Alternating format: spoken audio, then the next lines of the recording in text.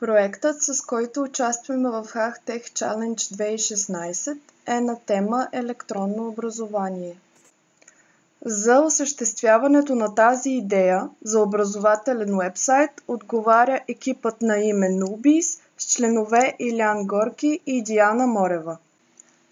Целта на този сайт е да подобри качеството при самообучение на хора, интересуващи се от програмиране или дизайн.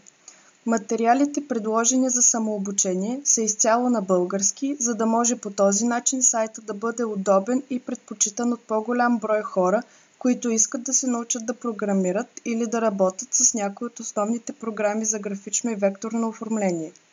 Причината за избиране именно на българско съдържание на лекциите и онлайн уроците е защото материалната база за самообучение на български е малка. По този начин главно хора, разбиращи английски или друг език на високо ниво, могат да получат по-добра подготовка за разлика от хора с по-скъдни знания и чужди езици.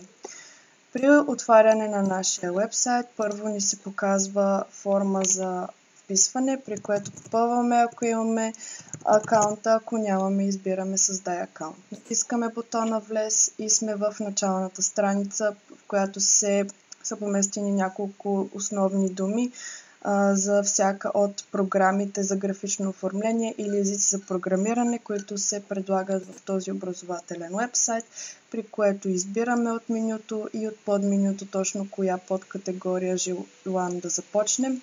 И когато изберем и цъкнем на нея, ни излиза броят лекции, които има за момента. Избираме с коя да започнем и, както казах по-рано, съдържанието изцяло на описанието и на видеоклипа е на български език, при което имаме и галерия с изображения при всяка лекция, за да се види какво точно е правено и как точно се визуализира крайния резултат.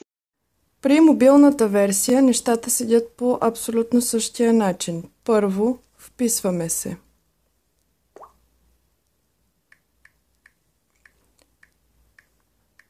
След което, като се впишем, нещата седят по абсолютно същия начин. Първо е началната страница, след което от менюто си избираме с каква лекция да започнем.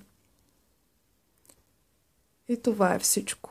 Това е една малка част от нашите виждания за сайт на образователна тематика.